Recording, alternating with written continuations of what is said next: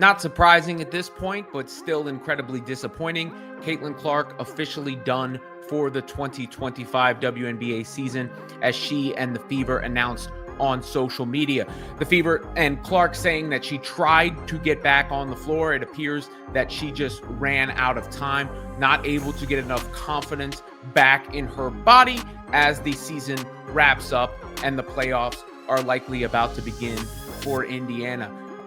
Welp, she's out. Caitlin Clark just confirmed the news no one wanted to hear. Her season is officially over. The WNBA's brightest star, the player who single-handedly carried ratings, ticket sales, and fan excitement, won't step on the court again this year. And the fallout is already massive. So it's official. The most heartbreaking news for Indiana Fever fans that could come of the season, but Caitlin Clark will not be returning to the 2025 WNBA season. She took the liberty of posting it herself because there were many people asking to hear from Caitlin Clark, to hear how she felt about the entire situation, because a lot of people felt like it was the front office that was kind of making all of these decisions, but she did end up taking to Twitter and posting this. Fans are outraged, demanding refunds, calling for boycotts, and putting the league's entire playoff run in jeopardy. But how did it get to this point? How did the WNBA allow its most valuable player to break down after just 13 games? And why are fans blaming the league's negligence more than the injury itself? Now, this was a quad strain, right? But she's had plenty of injuries this season. They've all been soft tissue injuries. They've hopped from one leg to another. Then she had the bone bruise. A lot of the reporting around this was saying that none of these injuries were related. A lot of the reporting around this also alluded to the fact that it wasn't because of the physicality on the court. There's just, other things going on. There's really no blame was ever placed anywhere for these injuries. No blame was ever placed anywhere. It's basically just a series of unfortunate events. Clark's injuries didn't happen overnight. It started with a quad strain in May, then a nagging groin issue in June, and by July, it had turned into a full tear. Add in a bone bruise during recovery, and her body simply couldn't take it anymore. This is on your head, Kathy Engelbert, and the rest of the WNBA Players Association executive leadership who failed to hold officials and players accountable for the barbaric style of play the Fever and Caitlin Clark have had to endure this year. Kathy, resign. But here's the real controversy. These weren't freak accidents. They were the result of constant targeting on the court, with opponents shoving her into screens, grabbing her jersey, and double-teaming her before she even touched the ball. Fans saw it play out possession after possession, and the refs, they swallowed their whistles. It became so obvious that even the Washington Post wrote about the pattern. Clark was the face of the league, but instead of protecting her, officials looked the other way. After weeks of being listed day to day, Clark finally released her statement. I had hoped to share a better update, but I will not be returning to play this season. I spent hours in the gym every day with the singular goal of getting back out there. Disappointed isn't a big enough word to describe how I am feeling. I want to thank everyone who had my back through all the uncertainty. This has been incredibly frustrating, but even in the bad, there is good. The way the fans continue to show up for me, and for the Fever, brought me so much joy and important perspective. I am so proud of how this team has only gotten stronger through adversity this year. Now it's time to close out the season and claim our spot in the playoffs. I had hoped to share a better update, but I will not be returning to play this season. Disappointed isn't a big enough word to describe how I'm feeling. The backlash was immediate. Ticket prices for All-Star Weekend in Indiana, which had been selling for over $200, dropped to under $60 overnight. Fans flooded resale sites, dumping tickets they bought months in advance. Sponsorships tied to Clark lost their shine, and TV ratings began collapsing without her on the floor. The WNBA is in some serious trouble after major networks look like they're pulling the plug on the league. Well, I'm here to tell you, it looked like the WNBA saga, the little run that they had, is now over, as major networks could be pulling segments from the broadcast, and this current CBA agreement is heating up. This is all what the owners wanted. Now, I am here to tell you, man, I'm not a conspiracy theorist, but it looked very conspiring to me that the WNBA, pretty much the league as a whole, and all teams might have cohorted together to get rid of Caitlin Clark. Now, we know these WNBA players is trying their damnness to get these big-time paydays. Even worse, fans realized they'd been strung along. The precautionary injury updates made it sound like she was close to returning, but behind the scenes, her body wasn't responding at all. Supporters felt betrayed, used for every last dollar before the truth came out. She's been sitting out that long, man. That's how long we've been waiting for Caitlin Clark to come back. And I don't know why they've been lying and trying to act like she's coming back. They're dropping these videos of her practicing, talking about day to day. I'm like, fam, the injury does not look good. The injury does not look good. Why are y'all even playing? Why are y'all saying day to day when it looks like an end of the season? Why? Why even? And then you kind of have to think about it, man. This validates some of the speculations that people were saying they're dangling Caitlin Clark in front of them just for some money. Commissioner Kathy Engelbert had a chance to step up, admit mistakes, and promise change. Instead, her statement read like a PR script. Vague optimism, talk about league growth, but no accountability for the refereeing failures that left Clark unprotected. That disconnect lit the fire even higher. Longtime fans called her comments a betrayal. CC's out for 2 weeks. Now's a good time to boycott the WNBA. Look, there's another one right there. There's the foul that wasn't called on Natasha Cloud. Boycott the WNBA. A lot of people are saying this is the time. That this is the time. They're not going to tune in while she's out. Hashtags like hashtag boycott WNBA spread across social media with proof of canceled tickets and refund demands. Analysts joined in too. Colin Cowherd admitted he stopped covering the WNBA once Clark was sidelined, saying flat out, "She's the reason anyone was tuning in." There's a unit or a portion of the media that is very pro-WNBA to a fault. And then there's those of us that are realistic. How many times have you watched WNBA games since Caitlin Clark got hurt? Now think about this. It led our show last summer. A bunch. Oh, I think I led with it 6 times. I led with the WNBA. And either way, I talk about what I think is interesting. You notice I didn't talk about it this year? It's not because I suddenly disliked the league. I thought it was growing. Anybody that wants to argue this, you're off your rocker. Caitlin Clark is the league. I don't know what the ratings are. I haven't read them, but I know last year with Caitlin Clark, I would, if the game was on, I would drive home making a point. And when's that game on? I would watch it on my phone in the car. So yes. you could listen, not watch, I'm driving, but you could listen to it in the car. And that's just not happening. It became clear this wasn't just an injury. It was the collapse of the WNBA's business model. Caitlin Clark's season-ending injury has become a symbol of everything wrong with the league. The WNBA wanted record profits, packed arenas, and new sponsorships. But when it came time to protect the very player responsible for that growth, they failed.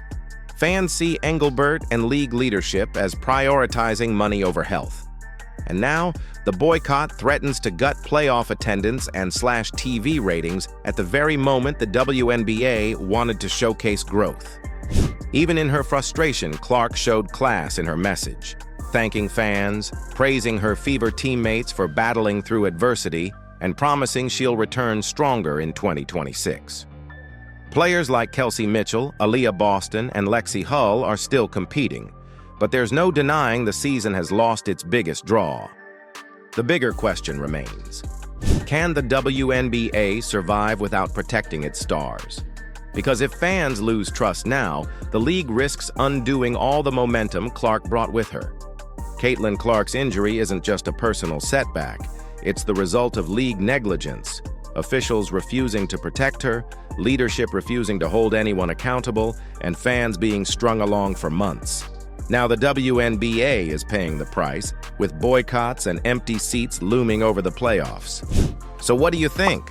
Is the WNBA to blame for Caitlin Clark's season-ending injury? Drop your thoughts in the comments.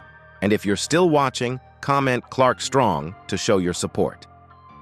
Lexi Hull, you are one tough cookie, getting elbowed by Kayla McBride one game, head-to-head collision with Gabby Williams the next game, and you don't complain, you don't whine, you don't flop, you don't beg for calls, you get up and you carry on about your business. Lexi Hull walked onto the court with 2 black eyes and walked off with a busted lip. And now she's sporting the bloody lip. She is as tough as they come.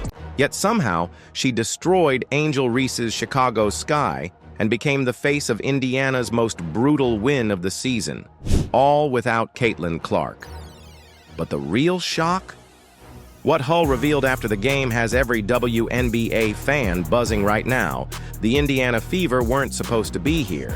Their rookie sensation, Caitlin Clark, had just gone public with the crushing announcement that her season was over. Not surprising at this point, but still incredibly disappointing.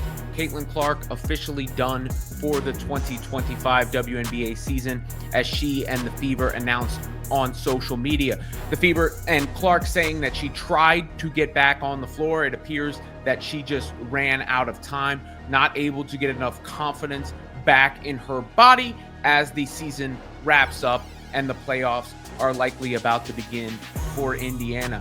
A stubborn groin injury never healed, and in her own words, she admitted, "Disappointed isn't a big enough word." That single update flipped the entire playoff race on its head. Without Clark, the Fever looked like a team destined to collapse. But it wasn't just Caitlin. Sophie Cunningham was out. Sydney Colson was sidelined with a torn ACL. Chloe Bibby and Ari McDonald were gone too. In total, Indiana lost nearly an entire rotation to injuries. And yet, the schedule didn't wait. The Fever sat in 8th place, clinging to playoff life by a thread. Every game mattered, and every possession carried weight. One stumble could open the door for the Los Angeles Sparks to snatch their spot. Meanwhile, their rivals, the Chicago Sky, came into the matchup, unraveling in their own way. Angel Reese, the rookie who built her reputation on toughness and rivalry with Clark, wasn't even available. She'd been suspended after tallying her 8th technical foul of the season. Angel Reese receives her 8th tech, which will prohibit her from playing against the Indiana Fever. And 2, she's in some pretty hot water with her teammates about the Chicago Tribune article. For Chicago, the absence symbolized chaos. For Indiana, it was an opportunity. That's the backdrop. A broken roster, a playoff race on the line, and Angel Reese sidelined as Indiana prepared to face Chicago. What happened next turned into the most dominant performance of the Fever's season. Lexi Hull didn't just play, she embodied Indiana's fight. She walked into the game still carrying 2 black eyes from a brutal collision with Gabby Williams just a week earlier. By the time the final buzzer sounded, she added a split lip courtesy of Camila Cardoso. Bloodied, bruised, and battered, but absolutely unbreakable. While most players would have begged for a seat on the bench, Hull never flinched. She strapped on her sneakers, battled through pain, and gave the Fever exactly what they needed: toughness. Every possession she played screamed resilience, and that energy poured into the entire team. Indiana didn't just edge out the Sky, they dominated them. The Fever crushed Chicago by 20 points, completing a perfect 5-0 season sweep. Average margin of victory, 24 points. That's not just winning, that's humiliation for Angel Reese's squad. Kelsey Mitchell led the charge, scoring 20 points while also dishing out 8 assists. On a whole bunch of new things. Oh, Kelsey Mitchell, she's 3 for 3 to start tonight. She wasn't just hunting for her own shot. She set the table for her teammates all night long. Will she add to it? Whips it back for Dantas. Kelsey Mitchell putting on a show here. Right behind her, Natasha Howard delivered one of her best two-way games of the season, with 18 points, 7 rebounds, and 4 steals. And it didn't stop there. saying that little bunny, just the possession before, comes up through the contact, goes straight to her chest. Aaliyah Boston held strong in the paint. Chicago's strong rebounding night as Boston spins and gets it to go. Odyssey Sims gave them spark plug minutes. Oh, it's Howard finding Sims, who finishes tight quarters. Just a monumental day for Pacers Sports and Entertainment. Here's Howard on a kick out. Odyssey Sims hits the three, and Indiana continues to be red hot here. And Aerial Powers chipped in with relentless energy off the bench. Powers, shot clock down to 4. Powers pulls up and hits. In total, 5 different Fever players hit double figures. That balance told the real story. This wasn't about one star. It was about a team buying in. The stat sheet said it all. 27 assists compared to only 9 turnovers. That's efficiency. That's chemistry.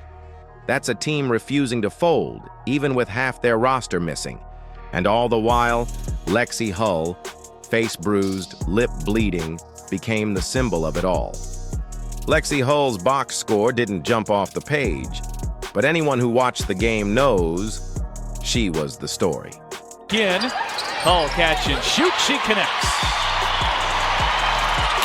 Playing through 2 black eyes and a bloody lip turned her into a living symbol of what Indiana basketball has become.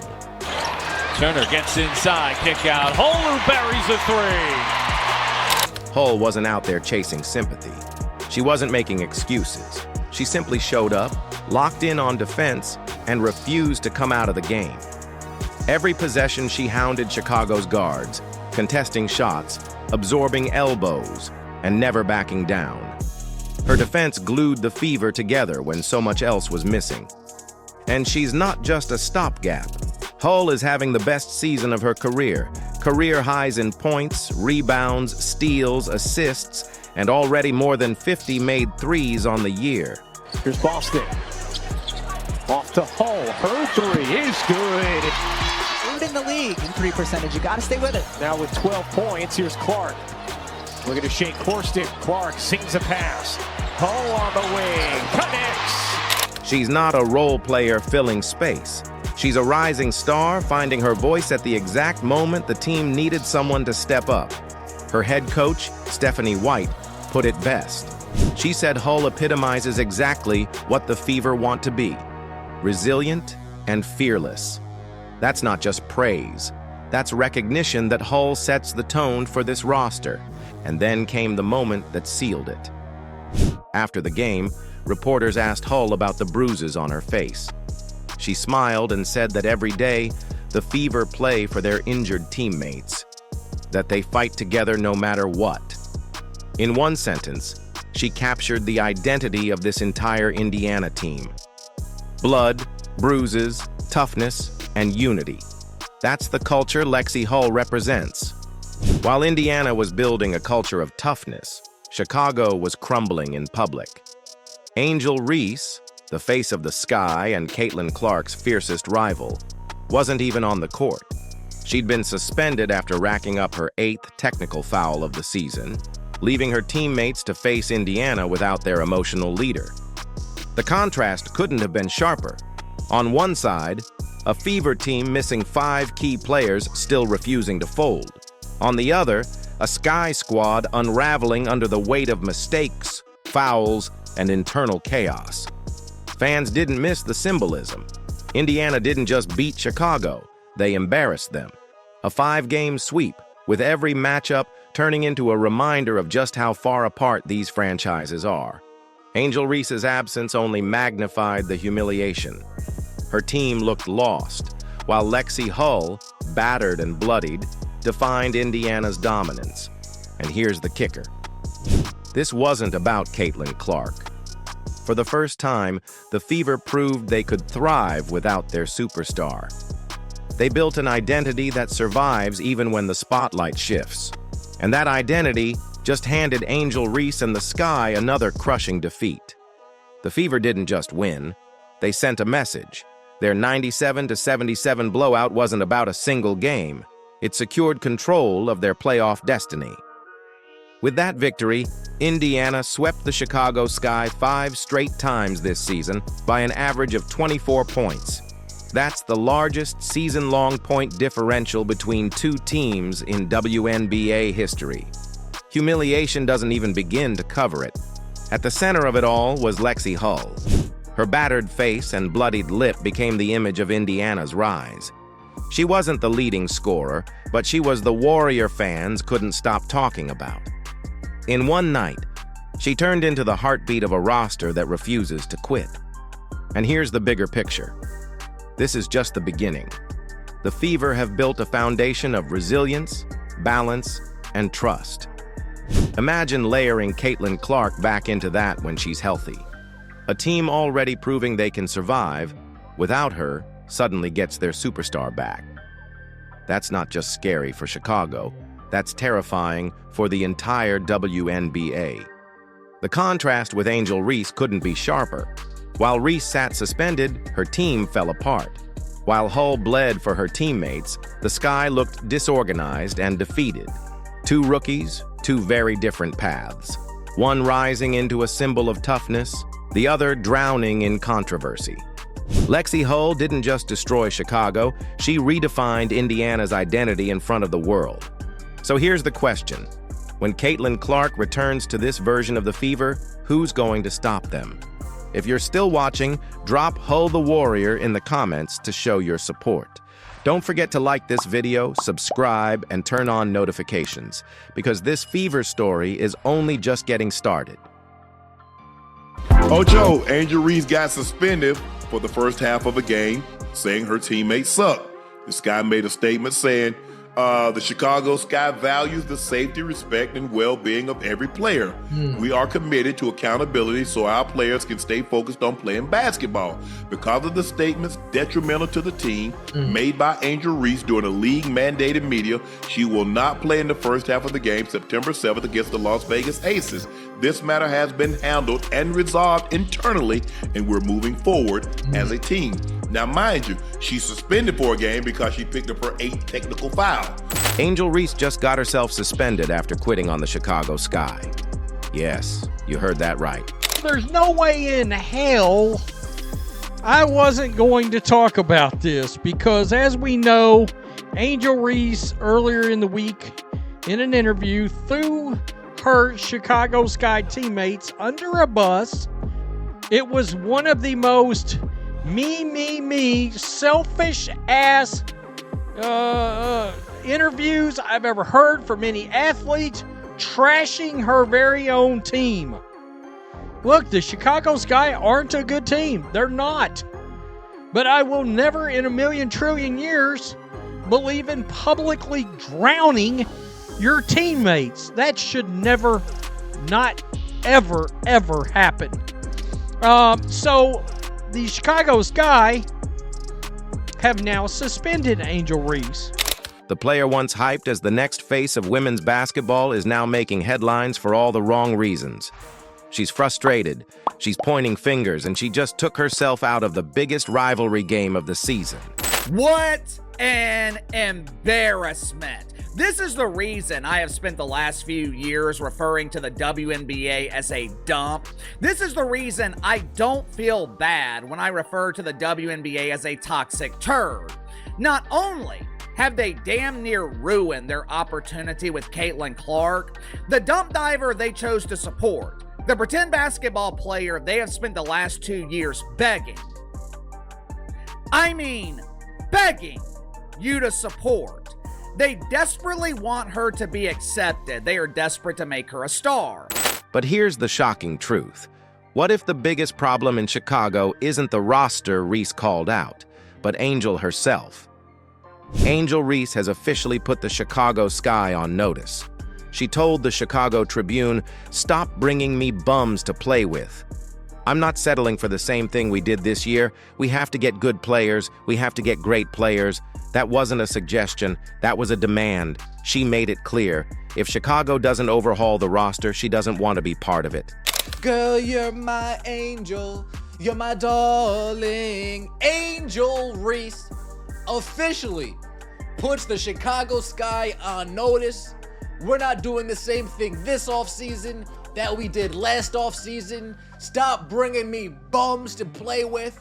Stop bringing me Kia Nurses. Stop bringing me Rebecca Allens. Stop bringing me Ariel Atkins. Don't bring me Courtney Vandersloot, a champion, by the way, two-time champion, by the way. Stop bringing me these players. I want the best of the best. But the fallout was immediate. Teammates were furious. League veterans were stunned.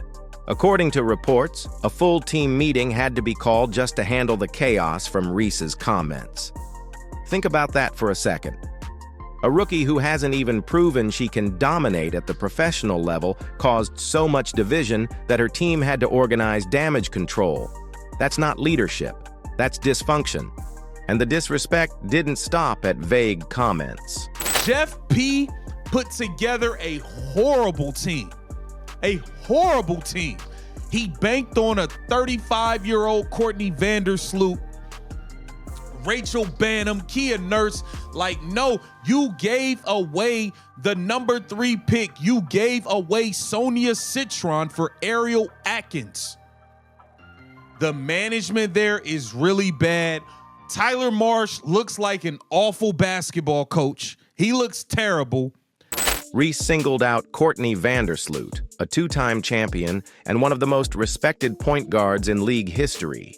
Even though Vandersloot was out with an ACL injury, Reese brushed her aside as too old and not someone the Sky could rely on. That cut deep. And of course, Angel Reese made some comments that were none too kind to a legend. Angel Reese will be lucky if she has a third of the career that Courtney Vandersloot has had. And by the way, this has only been out maybe an hour, and I'm seeing responses from Angel Reese fans. They are some of the ugliest, nastiest, ghetto thug responses. I'm going to keep it real. Responses I've ever seen in my life.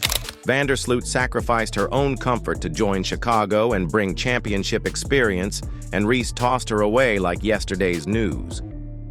That move didn't just alienate Vandersloot. It insulted veterans across the league who know she's earned every ounce of respect. But here's where the irony gets painful. The Chicago front office already gave Reese exactly what she wanted.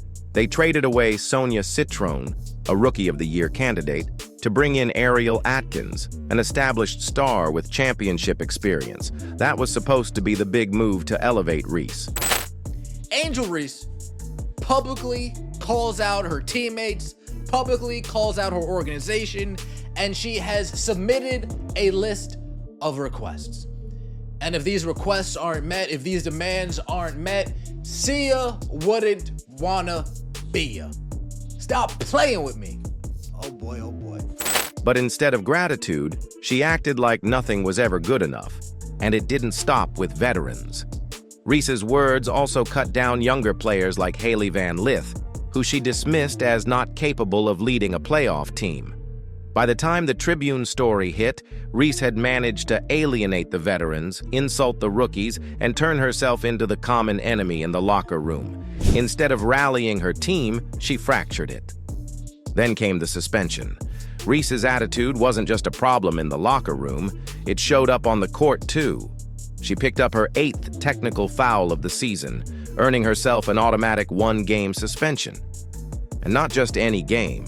The timing couldn't have been worse. Lads, Angel Reese is she's probably done with the Sky. Almost certainly done with the Sky. And if we're being honest, nobody's surprised about that. Like, Angel Reese is a player that you can kind of tell that isn't necessarily going to be happy with losing, and doesn't I don't know, it doesn't seem to be the greatest teammate in the world. The Sky were set to face the Indiana Fever, the matchup fans had been waiting for. Angel Reese versus Caitlin Clark. The league wanted it, fans wanted it, but instead of rising to the moment, Reese took herself out of it. Not because of injury, not because of rest, but because of her own lack of discipline. And that's where everything started to collapse. Chicago lost not only their so-called franchise player for a marquee game, but also any sense of stability. Fans were stunned. Analysts pointed out the obvious. This isn't how a star is supposed to act. You're supposed to lift your team. You're supposed to show up when it matters. Reese did the opposite. Now let's look at the numbers. On paper, Reese's stats seem solid. 14 to 15 points a game with double-digit rebounds. But dig deeper and you see the cracks. Despite missing weeks with injury, she still led the entire WNBA in turnovers. That's not dominance. That's reckless play. 20% of her shots inside the paint get blocked. She racks up technical fouls like they're highlights. And when she's off the floor, the Sky actually look better. The ball moves cleaner, the defense tightens up, and the team often plays with more energy. That's the opposite of what a franchise cornerstone is supposed to provide. So let's ask the hard question. Is Angel Reese the WNBA's biggest hoax? The player hyped as a generational star is now looking more like a liability than a leader. Instead of building a championship foundation, she's dragging her team into chaos. Meanwhile, let's talk about the player everyone compares her to, Caitlin Clark. While Reese was busy trashing her teammates, Clark was traveling with the Fever while injured, cheering on her teammates from the bench and showing support no matter what. She even publicly praised Reese after a game instead of feeding into the rivalry drama. I don't think Angel should be criticized at all. No matter which way it goes, she should never be criticized for what she did. I think everybody knew there was going to be a little trash talk in the entire tournament. It's not just me and Angel. So, like I said, I'm a big fan of hers. That's professionalism. That's leadership. The contrast couldn't be clearer. Reese criticized her own roster while Clark uplifted hers. Reese stayed home during injury stretches, while Clark stayed present with her team. Reese picked up technical fouls and suspensions, while Clark set an example by keeping her composure in the most intense spotlight the WNBA has ever seen. And that's why Indiana is thriving while Chicago is falling apart. With Clark on the floor, Aaliyah Boston looks like a superstar. Kelsey Mitchell is thriving. Lexi Hull and Sophie Cunningham are finding their rhythm. Clark doesn't just score. She makes everyone around her better. That's what true stars do. That's why the Fever are selling out arenas, landing national TV slots, and building toward the playoffs. Chicago? They're stuck with a fractured locker room, a losing record, and a fan base openly questioning whether Reese even cares about basketball. Instead of elevating the Sky, she's pulled them deeper into dysfunction. Instead of being the solution, she's become the problem. And here's the brutal truth. Maybe the Chicago Sky don't need to rebuild around Angel Reese. Maybe they need to rebuild without her. Because what good are 15 points and 12 rebounds if they come with turnovers, technical fouls, suspensions, and constant drama? So now the question is, has Angel Reese destroyed her own future in Chicago? Or is this the wake-up call the Sky need to finally move on? One thing is certain. While Caitlin Clark is building a legacy as the baby goat, Angel Reese is quickly earning a reputation as the baby giraffe. If you're still watching, drop baby giraffe in the comments. Don't forget to like, subscribe, and hit the bell so you never miss the next chapter in this WNBA drama.